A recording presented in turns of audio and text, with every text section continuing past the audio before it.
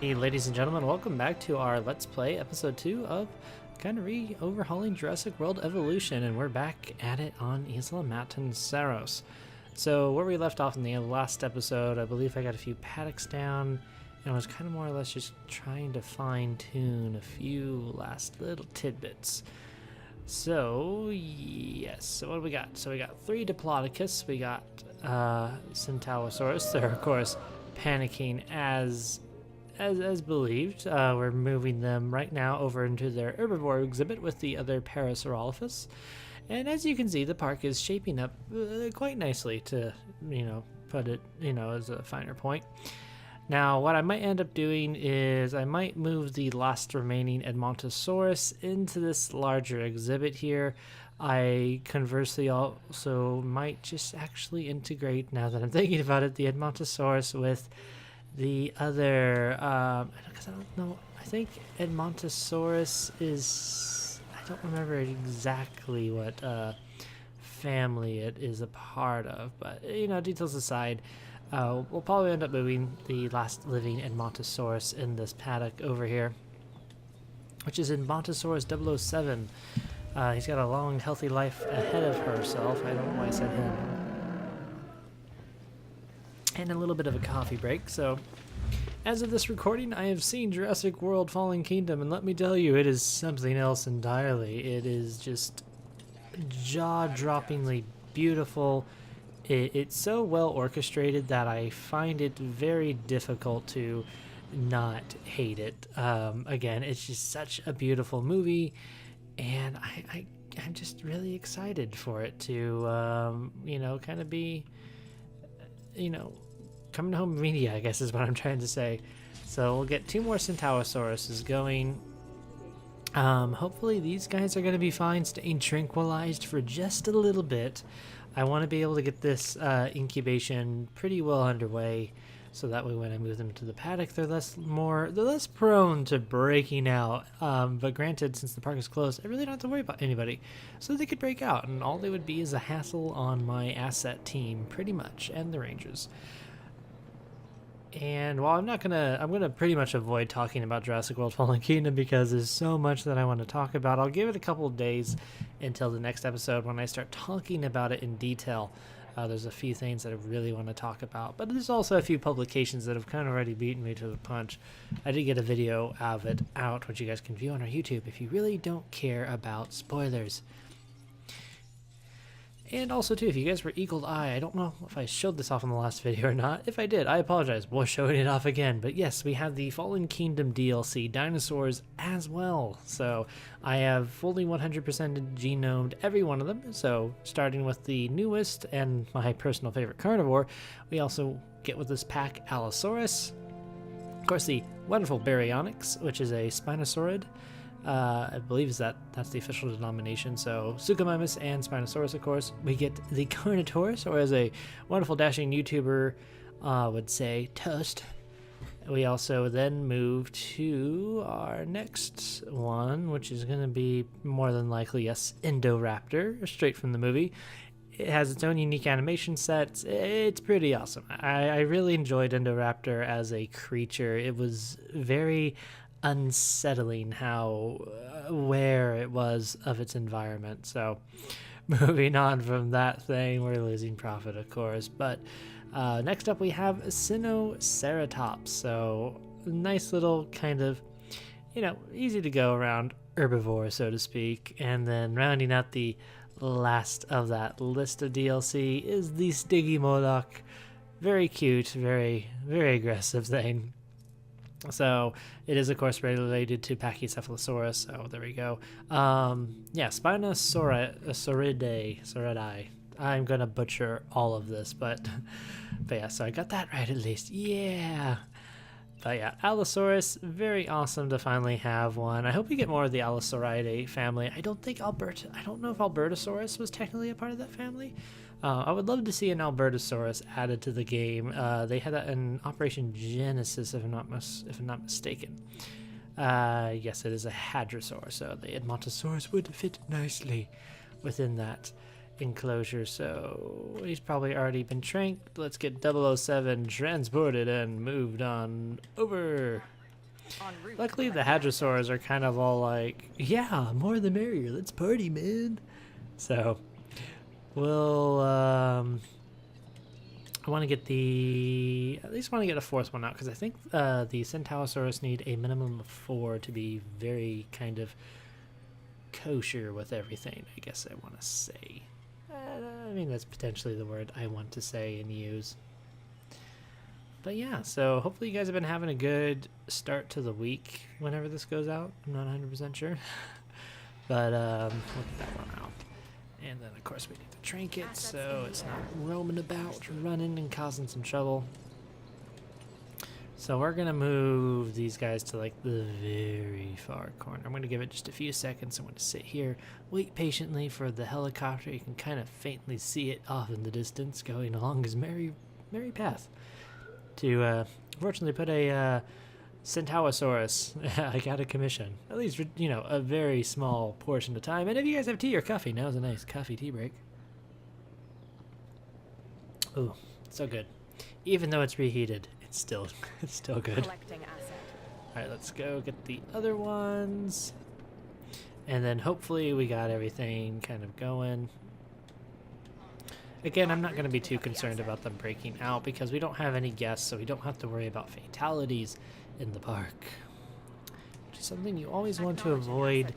I learned it the hard way. I actually had some very aggressive Pentaceratops break out and just crash down my Main Street area on Isla Nublar. For the sandbox mount. Of course, it's unlimited money, so like the financial ramifications really don't matter, but I like to play with a certain, I guess realism would be a proper word for it, but you know, it is what it is, unfortunately. I'm going to try to work closely with the at least Jurassic World list of dinosaurs that were available in the park, so I gotta go see if that website's still up, because I know they had an official list of what dinosaurs were featured in Jurassic World. I'm kind of just like toying around with like Paddocks and seeing how things would work. I'm probably going to go back in and redesign from the ground up my sandbox as well, which again I'll probably feature later. I want to feature it as an entirely complete park. Everything I want to do off camera wise that I learned, like kind of, you know, maybe I learned like a cool new way to do like a paddock, or like I learned exact sizing and stuff. That's where I'm really playing with like these smaller, finer details right now.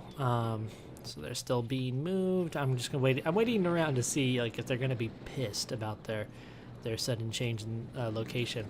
But we got Diplodocus. I really want to get Brachiosaurus in, so we're gonna go ahead and do that. Let me see the genome real quick, because I know I have this modified. I want at least a classic Brachiosaurus skin, and then we're going to get a few different ones. So we're going to go for more of a rainforest, kind of grayish, kind of bluish sort of Brachiosaur. And then this one, we're going to just hop right into the genome library again and drop it down to a step pattern and see how that works. We're going to incubate that one as well. So hopefully everything goes fine and dandy. Oh, you need to be transported now too, good friend. So we'll drop you off right there in the drink. Understood. Hopefully everything is good and kosher. I'm trying to go for these kind of like one take sort of YouTube episodes. So I really hope you guys don't mind like any weird type of stuff. I will cut where I need to cut, where it makes sense, but for the most part you guys will expect a, you know, what you see is what you get sort of a YouTube video. I'm not too concerned about reputation, since I honestly have no reputation outside of a few people who actually do follow, so I do really appreciate that for the people that do support this channel and follow and do leave constructive comments. It's very helpful, and I mean that most sincerely. It's very helpful. This guy, I know one of you is like really close. Yeah, you're the one that's, you're the first one. You're the one that's really close to being pissed. We don't want that. And if you guys would like to, if you guys want within the series, if you have a specific dinosaur you would like me to name, go ahead and make a suggestion. I'm trying to think of a special name for at least the first Brachiosaurus I incubate, because they have a special place in my heart as my favorite herbivore, and especially after seeing Fallen Kingdom, my word, I am just an emotional mess. So I won't spoil much. I mean, you guys might have heard, but there's a very sad, somber scene with the Brachiosaur, and again, just because for me that was like my dinosaur growing up. And he's sick with, man, common cold. Okay, let's go get that treated. But yes, it's just, it's so sad, honestly, to see. Because as a kid, I mean, that was the first dinosaur I saw growing up. So, but you know, stuff happens. I guess stuff happens. So Expedition Center, it says I have like a new dig. I don't think I have a new dig. I've done everything. Unless it's just telling me that I have, yeah, I think it's just telling me that I have like dig teams available if I need them. Which I don't until they release more DLC with more dinosaurs, yay! Which I'm quite curious to see what Frontier Developments is going to do in the vein of DLC for the actual, you know, movie and such. Well, not really movies, but if they go in and like, you know, add other dinosaurs from, say, JPOG or, you know, whatever, what have you. I just want to see them kind of flesh out the roster, so to speak. So I've also been toying with the idea. I think I will put a, I'll slim up this exhibit. Actually, I could probably do that right now since it's only two Ankylosaurus, my bad. I'm going to probably bring this path up here, make a small T-junction, or sorry, a little L shape. It's only going to have a viewing vent, and I'm going to make another exhibit right here. I could also just potentially wrap this path through here and have another exhibit just to maximize on some space here. And then this, of course, this exhibit will actually come out and about. So it's going to have a bit of the monorail track running through it. Unfortunately, I can actually sell... It's a very good question because I still need a monorail track right there for the actual... Because I'm going to keep this Hammond Creation Lab. Because this is where we'll kind of breed and produce the dinosaurs we need, which means I'm probably going to need to actually invest in better fencing right here, at least for the containment area. Let's go ahead and do that right now. Let's do an investment on this fence work. I'm not going to worry. Yeah, we're going to do electric actually. I'm not going to worry too much right now about some carnivores. I'm going to be hemorrhaging some money with those brachiosaurs, especially if they fail to incubate, because they're a couple million a piece, and a few of the other like later dinosaurs are getting closer to like a million. Oh, that's nice. It's actually already powered. So this should be containment enough for anything that we get, I would assume. And then of course I'm going to do away with this after the fact. So that way we don't have too much. Actually, I think I can just do away with it right now, to be fully honest. Yeah, let's just start trimming down the fat, so to speak. And we'll get rid of everything but that monorail station just to kind of keep this, you know, isolated. It's a workers-only stop, basically. Yeah, I like the sound of that. So let's go ahead and... how do I want to do this? Need to make this... It's going to be temporary because I'm just going to have the Ankylosaurs out here on their own, just living life. You know, they love life so much. I kind of want... If I can get this at an angle, it'd be better because I kind of just want it to blend a little nicely. So we'll wrap it up like so. And we're going to need to leave a bit of an opening so the Ankylosaur can get through. So we'll do it like that. Wait for him to mosey on around. And that will be in a little bit of time. Yeah, actually... Just wasted money at this point. I'm so used to Sandbox. I do apologize for this. Let's go ahead and make our fence actually wrap closer if I can. Boom. Looks like it's raining. Oh no. I hate when like it just like wants to auto click. It's very annoying. It's so annoying. We want to nope. We want to there we go. We want to start like that. And then bring it out like so.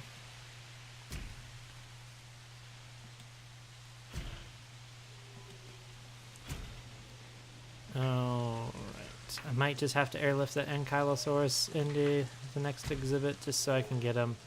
I'm just going to go ahead and do that. It's going to be, I mean, it's wasting money on darts, which we're running out of some money.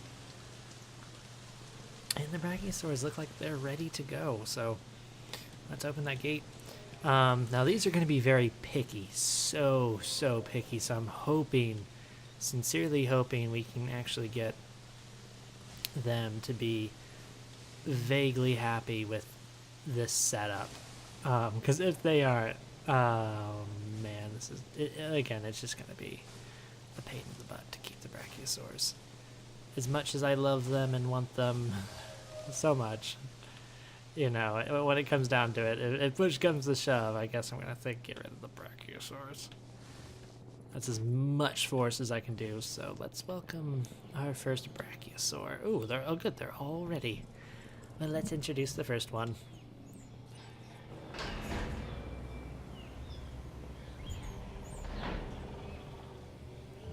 Again, Nick Rogers and his team of animators did an excellent job, I want to say, in bringing the dinosaurs to life. And, you know, barring the, you know, issue with reused animations and such, again, for those who never worked in game design, I've only had a brief exposure to it. If you have a licensed... if you have a licensed material that you're working with, you have to meet those deadlines. And yes, I know you don't want to cut corners, you don't want to do this, you don't want to do that, but in all honesty, you kind of have to, you're at the whim of this company, and especially when it's like a big company like Universal who's giving you this IP to play with, you know, basically they're just throwing you this bone and entrusting you with, you know, asset files and all this jazz, so you kind of have to deliver on everything pretty quickly. So this Brachiosaurus is now making its way into here.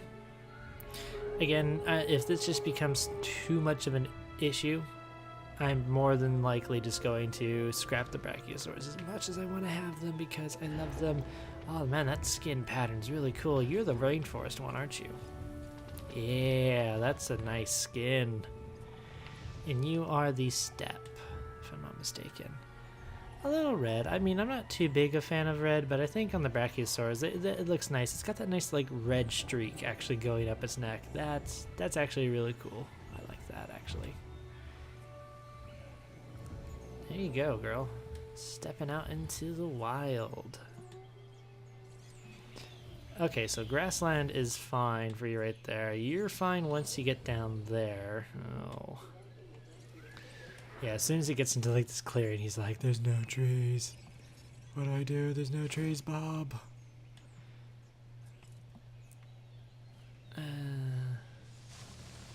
That's the best I can do for you, man. I don't know what else to do.